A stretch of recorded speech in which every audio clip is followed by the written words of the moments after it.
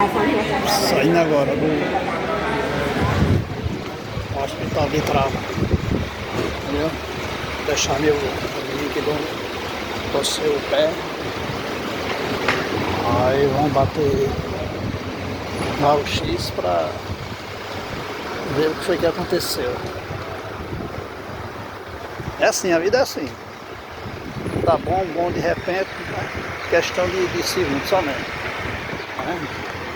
Saindo agora do hospital de trauma, da Campina Grande. Vou em casa, a esposa ficou aqui com ele, né? Não entra duas pessoas, só entra uma pessoa só. Então opinei para ela ficar com ele. Porque ela é mais desenrolada, né? É isso aí. Mas graças a Deus tá tudo bem. Um abraço aí pra vocês aí, tudo de bom. Valeu!